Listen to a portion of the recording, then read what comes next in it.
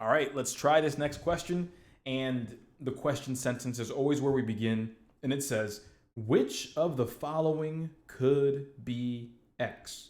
Okay, so all I care about before I even get started is whichever the following here could be X. Sounds good. That's what I'm going to do then.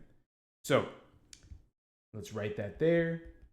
And then let's read the information. It says the data set has 7 values. Okay, 5, 9, 12, 14, 17, 20, and a missing value X. Okay, that's what we're talking about here. And then they tell us that the median is 12. Okay, so when we take all of this information together, here's what I know.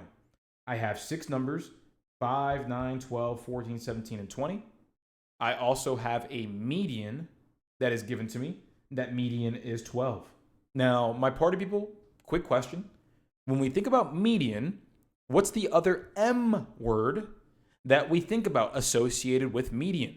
The median is the number in the what? The median is the number in the middle. And when we have 7 values, my party people, guess what advantage we have? Let's do this. Let me go ahead and show you. We have 1 right here. And then let me just duplicate this a couple of times. So 2, 3, 4, 5, 6, and 7. Cool, great, perfect. We have all of this set up. Let's bring that over here in the middle. And let's really interpret what that means. Because if the median is 12, everybody, if the median is 12, that means that the middle number is 12. That means that it's right there, dead center. If we have it ordered least to greatest or greatest to least, the median is the number that's right there in the middle. And because it's 7 values, an odd number, well, guess what? That is the median right there. Perfect. Now, here's where we're going to get our answer. Here's how we're going to think about this. What about the other numbers? We have 5, 9, 12, 14, 17, and 20. Everybody, we know that there are going to be 3 numbers greater than or equal to 12 and 3 numbers less than or equal to 12. How many numbers do we have in this list that are greater than 12? How many of these numbers are greater than 12? 3 of them. That's right. 3 of them so far. We have 14, 17, and 20. Let me write that down. 14, 17, and 20. Okay.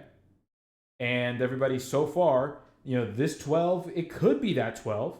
It could be. But we also have the 5 and the 9, and both of those are smaller than 12. I don't know if the 5 starts here or if it starts here. So we'll just go ahead and write 5 and 9 right now, just ambiguously, somewhere below 12. So everybody, here's the conclusion that we've come to. The conclusion is the missing number, we have 5 and 9, but the missing number has to be less than or equal to 12. Think about it, everybody. If we had 14 stuffed right there as the extra missing number, well, then that median would not be 12 anymore because the 12 will get pushed and the 14 will go here to keep it in order. If we went with 13, same thing. If we put a 13, this 12 would have to go over here and the new median would be 13. So that wouldn't work either. Same thing with 18. Again, any number bigger than 12 will not work because it will push the median out and create a different median than what the problem tells us the median is. So we could have anything less than or equal to 12. It could be 12, 11, 10, 9, 8, 7, 6, 5, 4, 3, 2, 1, any of those numbers. And so when we look at the answer choices, everybody, which of these answer choices is the only one that fits the bill? Answer choice C, 7. That is the only one that we can add into this list.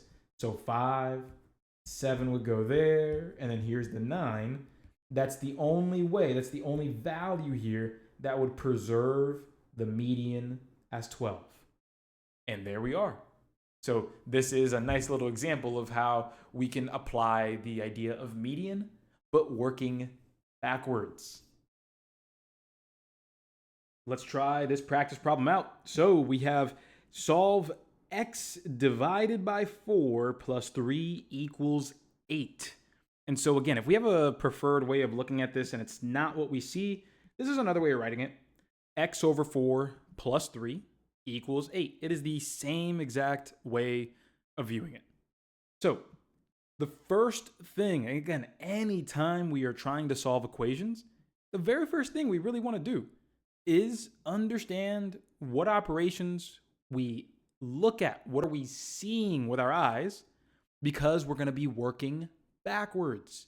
Again, first step is understanding what we see moving forward so that we can work backwards. So help me out, everybody. Tell me what operation we see right here. When we see x over 4, what operation is that? What operation is that? Yeah, that is division. We see division. Okay, so this is division. Now, with this 3, what operation are we looking at? What operation do we see happening with that 3? Yeah, that is addition. So what have we noticed? From the x, we noticed that, hey, the x is being divided by 4, and then we're adding 3. So if we're working backwards, everybody, think about where we need to start. It's the last step that we need to start at because we need to work backwards from the last step. Step 1 is divide. Step 2 is add. That's the last step. We have got to do the opposite of adding 3. And I think we all know what that's going to be, everybody. What's the opposite of adding 3? That is going to end up being subtraction all the way, exactly. And just be careful about how you say it to yourself, out loud or in your head. Make sure that we say to both sides. We are going to subtract 3 on both sides. And so that's going to cancel out right there on the left side, giving us x over 4. Again, that division of x and 4. And that is going to be 5. So now that we're here, everybody, now that we're here at x over 4 equals 5, does this seem like a much easier problem? Does this seem like a much, much more manageable problem? Oh yeah, absolutely. I would hope so, right? I would absolutely hope so. So what's the opposite of dividing by 4? Multiply by 4 on both sides. Exactly. Booyah, there we are. We can multiply by 4 on the left side. On the right side, we know that multiplying and dividing by the same value cancels out, which is exactly what we want. And so we have x equals 5 times 4, and that is going to be 20. Booyah right there, and that makes our correct final answer. Answer choice B.